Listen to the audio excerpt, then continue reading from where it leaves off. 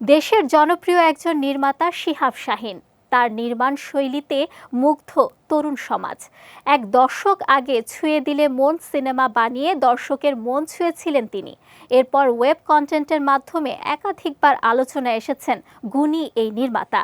সবশেষ দাগি সিনেমা দিয়ে নির্মাণের মুনশিয়ানায় মুগ্ধতা ছড়িয়েছেন শিহাব শাহীন। বর্তমানে প্রস্তুতি নিচ্ছেন চমক জাগানিয়া আরও কিছু প্রজেক্ট নিয়ে। তার ভিড়ে থাকছে বিজ্ঞাপনের একটি সিরিজ। মোট ৬টি বিজ্ঞাপন তৈরি হবে ভিন্ন ৬টি গল্পে। এর মধ্য দিয়ে প্রথমবারের মতো বিজ্ঞাপন বানাতে যাচ্ছেন নির্মাতা শিহাব শাহীন।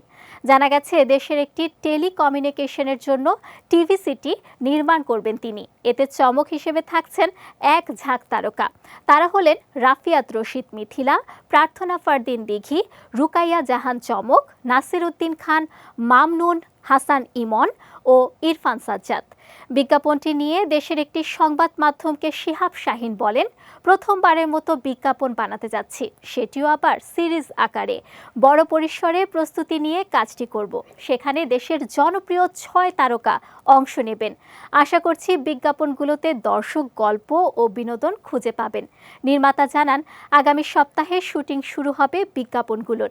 ঢাকা এবং ঢাকার বাইরে বিভিন্ন লোকেশনে হবে দৃশ্যধারণ।